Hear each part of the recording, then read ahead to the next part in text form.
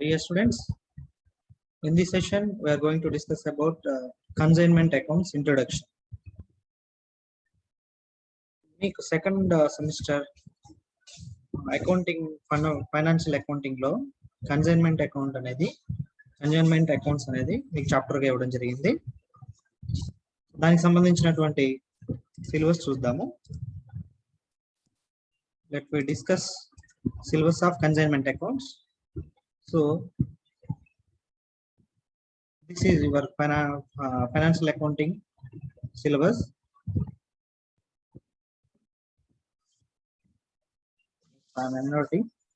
Unit 4 చూడండి, consignment accounts.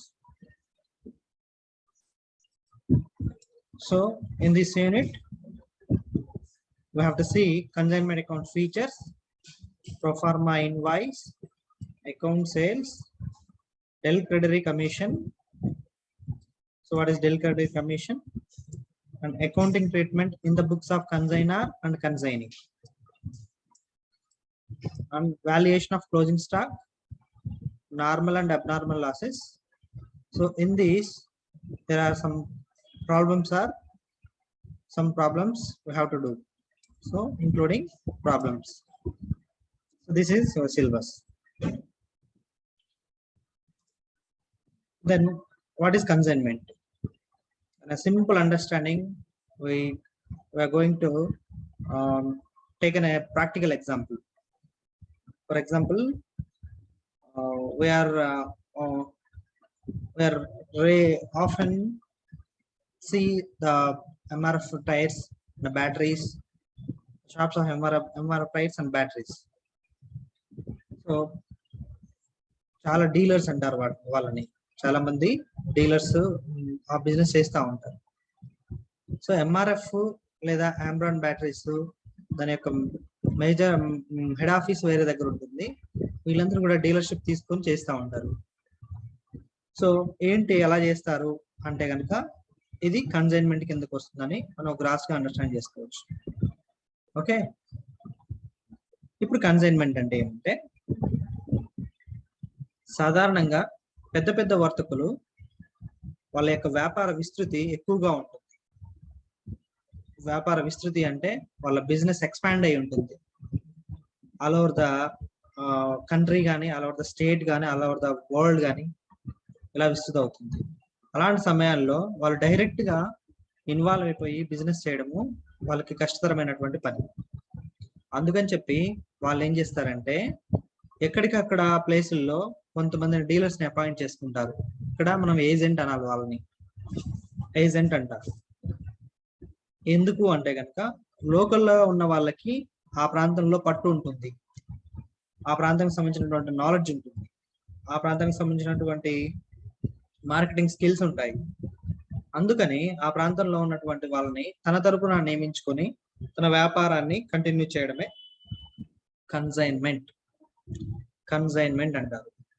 So ఇప్పుడు మనం చూస్తున్నటువంటి ఈ హోండా షోరూమ్స్ అయితేనేమి, హీరో షోరూమ్స్ అయితేనేమి, సో ఎంఆర్ఎఫ్ టైర్స్ అయితేనేమి, చెప్పుకున్నటువంటి ఆంబ్రాన్ బ్యాటరీస్ అయితేనేమి, ఈ షాపులు అందరూ కూడా కన్సైన్మెంట్ ద్వారా వాళ్ళ యొక్క వర్తకాన్ని నిర్వహిస్తూ ఉంటారు.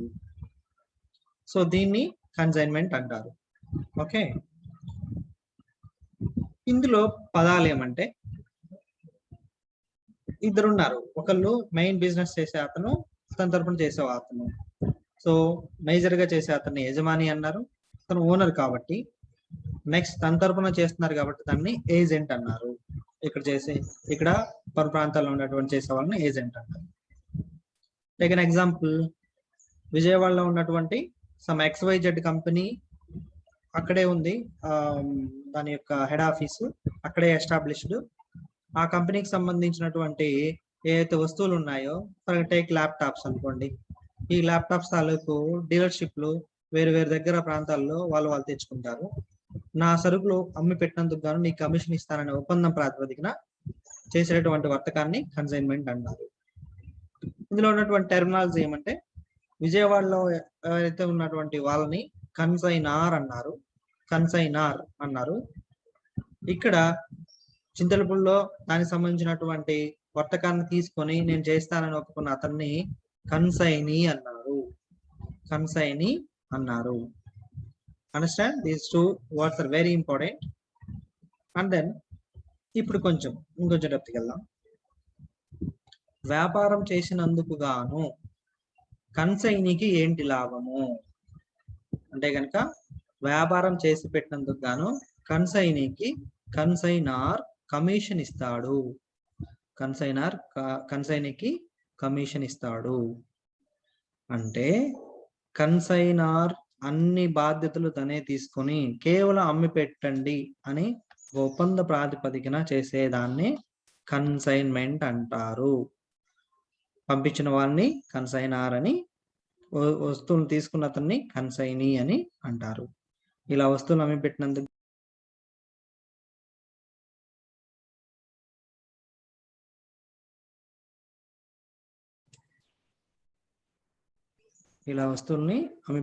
గాను కన్సైనర్ కన్సైనీకి కమిషన్ ఇవ్వడం జరుగుతుంది. ఓకే,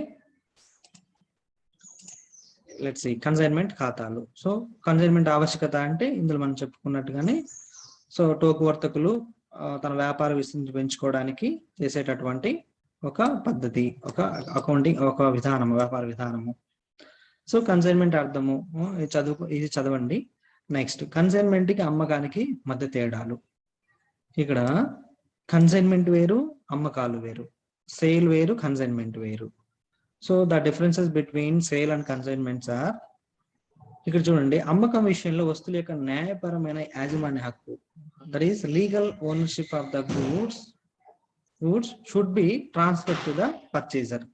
ఎక్కడైనా అంతే కదా, మనం ఒక వస్తువును కొనుక్కున్నాము అంటే దాని యొక్క యాజమాన్య హక్కులు మనకు వచ్చేస్తాయి. But in the case of consignment, the legal ownership of the goods remains the consignor. It should not be converted to purchaser. So కన్సైనీకి ఎటువంటి పరిస్థితుల్లో రాదు. న్యాయపరమైన హక్కులు ఎవరికి ఉంటాయి? కన్సైనర్కే ఉంటాయి. అంటే ఏంటి, వస్తువులు అమ్మిపెట్టు అని ఇచ్చినంత మాత్రాన కన్సైనీకి ఆ వస్తువుల మీద హక్కులు రావు. ఓకే, అండ్ నెక్స్ట్ సరుకులు అమ్మకానికి వచ్చినట్లయితే అమ్మకందారు కొనుగోలుదారుల మధ్య సంబంధము రుణదాత రుణగ్రస్తుల మధ్య గల సంబంధం వంటిది. అదే కన్సైన్మెంట్ లో కన్సైనర్ మధ్య సంబంధము ఏమవుతుంది? యజమాని అండ్ ఏజెంట్ మధ్య సంబంధం ఉంటుంది. So principal and agent. అక్కడేంటి, వస్తువులు డబ్బులు ఇచ్చి కొనుక్కున్నాము, ఇక్కడేమో డబ్బులు తీసేసుకున్నాము. బట్ ఇక్కడేంటి, వస్తువుల్ని అక్కడ ప్రిన్సిపాల్, ఇక్కడ ఏజెంట్. అంటే ఆ వస్తువులను తన తరపున అమ్ముపెట్టు అన్నందుకు మాత్రం. It is very important, very very important. ఇక్కడ కన్సైనీకి కన్సైనర్ మధ్య సంబంధం ఏంటంటే యజమాని ఏజెంట్ మధ్య సంబంధం. If you are going to write any competition examination in the subject, this concept will be asked in your competitive examination. Okay, దీన్ని objective గా చదువుకోవడం అంటారు. నెక్స్ట్ డిఫరెన్స్, సాధారణంగా కన్సైన్మెంట్ కి అయినటువంటి ఖర్చులు ఎవరు భరిస్తారు? కన్సైనరే భరిస్తాడు. సాధారణంగా వాటికి అయ్యేటటువంటి ఖర్చులు కన్సైనరే భరిస్తాడు. అయితే అమ్మకాలలో సరుకులు అమ్మిన తర్వాత ఖర్చులన్నింటినీ కొనుగోలుదారుడే భరిస్తాడు. ఫర్ ఎగ్జాంపుల్, మీరు ఒక టీవీ పర్చేస్ చేశారు. టీవీ పర్చేస్ చేస్తే దానికి సంబంధించినటువంటి దాన్ని తీసుకురావడానికి అయితేనేమి, దాన్ని ఎస్టాబ్లిష్ ఫిట్టింగ్ ఇన్స్టాలేషన్ ఛార్జెస్ అయితేనేమి అన్ని కూడా మీరే భరించుకోవాలి, కొనుక్కున్న వాళ్ళు. బట్ ఇన్ ద కన్సైన్మెంట్ ఏమవుతుందంటే, విజయవాడ నుంచి ఇక్కడికి చింతలపూడికి లేదా సమ్ అదర్ సిటీకి పంపించేటప్పుడు కన్సైనరే తన ఖర్చులతో సరుకులను పంపించాలి. ఇంకా మిగతా దారుల ఖర్చులు ఏవైతే ఉన్నాయో అన్ని కూడా కన్సైనరే చూసుకోవాలి. కన్సైనీ కేవలము అమ్మి పెడతాడు. నెక్స్ట్, కన్సైన్మెంట్ విషయంలో కన్సైనీ సరుకులు అమ్మేంత వరకు దానికి సంబంధించిన నష్టభయానికి కన్సైనరే బాధ్యుడు అవుతాడు. చూడండి, ఇక్కడ అన్నిటికీ కన్సైనరే బాధ్యుడు. దాదాపు అన్నింటికి కన్సైనరే బాధ్యుడు. అది అమ్మకం విషయంలో అయితే కొనుక్కున్న తర్వాత కొన్నవాడిది బాధ్యత అవుతుంది.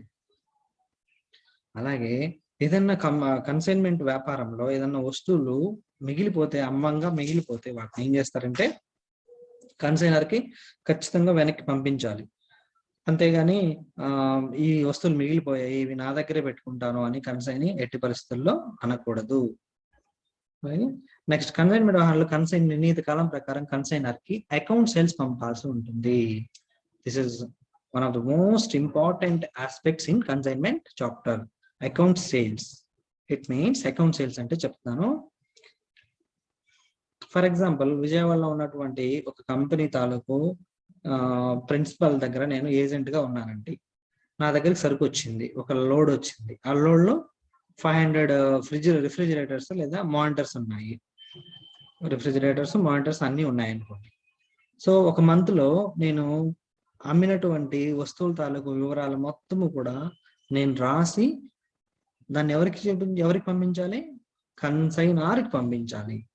సో ఈ విధంగా నేను సరుకుల తాలూకు అమ్మిన విషయాలైతేనేమి, అమ్మకుండా మిగిలిపోయిన విషయాలైతేనేమి, ఒకవేళ అమ్మితే ఎంతకు అమ్మాను, నా వల్ల నా చేతిలోంచి ఎంత డబ్బులు ఖర్చు అయ్యాయి, ఇలాంటి విషయాలన్నీ కూడా అకౌంట్స్ రూపంలో రాసి పంపించేటటువంటి షీట్ నే అకౌంట్ సేల్స్ అంటారు. అండర్స్టాండ్? అకౌంట్ సేల్స్ అంటారు. ఈ అకౌంట్ సేల్స్ అనేది కన్సైనార్ కి పంపిస్తాడు. అదే అమ్మకము కొనుగోలుదారుల విషయంలో ఈ అకౌంట్ సేల్స్ అనే కాన్సెప్టే ఉండదు. Okay, then the next difference is consignment చేసిన సరుకులో అమ్ముడు పోకుండా మిగిలిన సరుకుని కన్సైనార్ సరుకు నిల్వగా పరిగణించాలి. ఓకేనా? అన్సోల్డ్ స్టాక్ అంటారు. ఇప్పుడు చెప్పుకున్నాం కదా, 500 మానిటర్స్ పంపిస్తే నేను 350 అమ్మేశాను, మిగతా 150 ఉన్నాయి. దీన్ని ఏమంటారంటే కన్సైన్ కి సంబంధించినటువంటి సరుకు నిల్వగా పరిగణించాలి.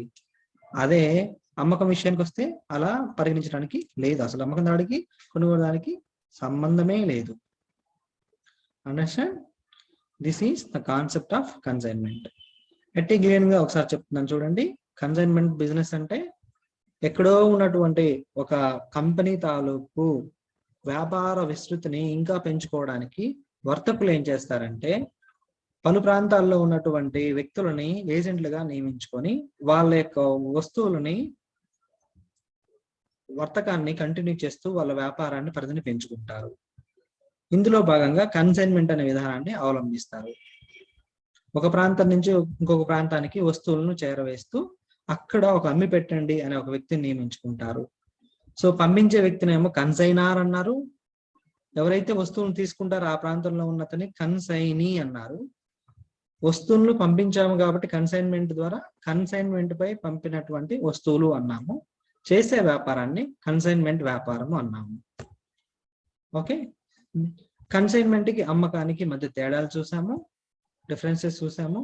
అలాగే కన్సైన్మెంట్ పై సరుకులు పంపిస్తున్నప్పుడు దారిలో ఈ ఖర్చులన్నీ కూడా కన్సైనారే భరిస్తాడు. కన్సైన్ అమ్మి పెట్టినందుకు గాను కన్సైనర్కి ఏమి ఇస్తాడు అంటే కమిషన్ ఇస్తాడు. కన్సైన్ ఏ అయితే అమ్మినాడో వాటిని ఎన్ని వస్తువులు అమ్మావు, ఎంతకు సంబంధించి ఎంత రేటుకి అమ్మావు, కన్సైన్కి సంబంధించినటువంటి ఖర్చులు ఏమన్నా వచ్చాయా అవి కూడా వసూలు చేసుకుంటాడు. సో ఇలాంటి విషయాలన్నీ అకౌంట్స్ రూపంలో రాసి ఒక కాగితం రూపంలో పంపించేదాన్ని అకౌంట్ సేల్స్ అన్నారు. Okay, understand? This is brief information about consignment business. Understand? Next session లో మనము ఈ కన్సైన్మెంట్ లో అనుసరించే విధానం, the procedure followed in consignment చూద్దాం. ఓకే.